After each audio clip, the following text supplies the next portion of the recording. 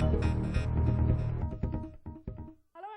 You're with We Mean Business. I'm Kapil Kaul. The decision of a private airline to offer 1 million tickets at a highly discounted price has caught the attention of the aviation regulator, the DGCA, who has advised other airlines from following the trend. The question we're asking on the show today: should the government be regulating airfares and intervening in the way airlines run their businesses? That's one of the topics we're discussing on the show. Also coming up later on the show, we're going to ask if Kingfisher is going to survive or not. Let me introduce our guests on the show today. Mr. Kapil Kaul, CEO South Asia of CAPA, joins us here in the Delhi studio. Dubey, partner and head aviation, KPMG, with us also in the Delhi studio. Saroj Datta, former ED Jet Airways, joins us from Mumbai. Captain M.R. Wadia, former president of the Federation of Indian Pilots, also joins us from Mumbai. And Mr. Ajay Prasad, former Civil Aviation Secretary, joins us from Bangalore. With me also in the Delhi studio, Faizan Khan, our aviation correspondent. Before we start the discussion, let me start by playing out what the Civil Aviation Minister, Mr. Ajit Singh, had to say on the issue of government's interference with regard to monitoring airfares when I spoke with him earlier. We do not regulate fares. DGCA monitors them, and they have given certain ranges under which the airfares will fluctuate. So anytime if DGCA feels that it's gone beyond that, whether it's raising the fares or lowering it, then they are entitled to ask and see what's going on. It's basically for their own information and knowledge to see what's going on.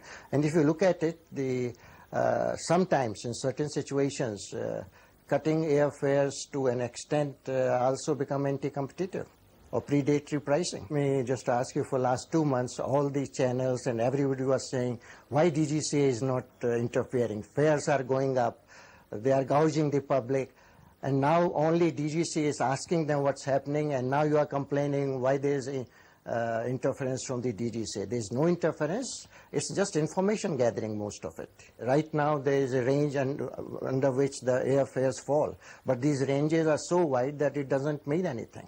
Then we have a bucket system. Some routes, the buckets are as many as 20 or more. So there may be a feeling that it's unfair. So the passenger doesn't know under which bucket he's falling, what the fares are, if it is 3 days earlier or 2 days later, how the fares fluctuate. So basically it's to bring more transparency.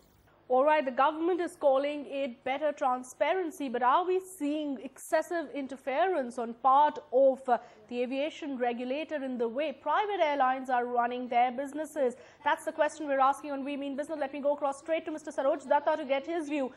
Mr. Saroj Datta, the fact that the aviation regulator is intervening on a decision taken by private airlines, whether it is to offer high fares or low fares, don't you think it's a decision that should be left to the airline and we should not see any interference from the aviation regulator? Well, I completely agree with you, because when you've deregulated the industry, the question of interference in determining the pricing by the regulator or whoever else doesn't seem to be appropriate at all. And demand and supply should determine what the price levels are going to be in the market. I mean, it's a contradiction to talk of regulator controlling prices or giving directions with regard to pricing in a deregulated industry.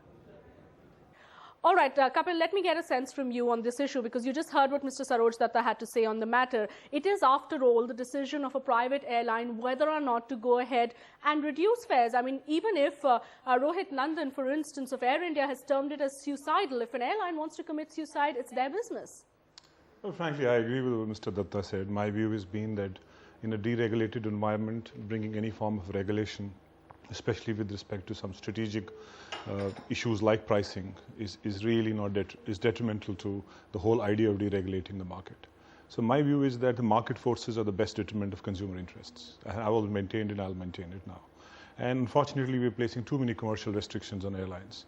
It's not this is one of the incidents. There are many incidents where we keep intervening commercially in an airlines. So in a deregulated market, let the market forces determine, and that's the way it should be. I don't think whether DGCA informs or the government informs or basically seeks information or indirectly tells them to withdraw it, I think it's really uncalled for.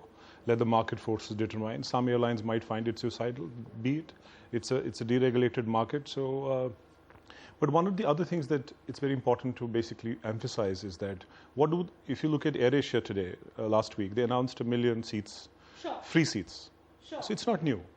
The role of low-cost airlines is to stimulate the market. Which is exactly the point. That's the reason why they are low cost. So why should the aviation regulator intervene there? Why the rationale there is that you sell what is going to be your unsold inventory. Right. That's number one. Right. It helps in capitalization. If you look at low-cost airline business model, advance purchase 20-30% is key to capitalization. That's number two.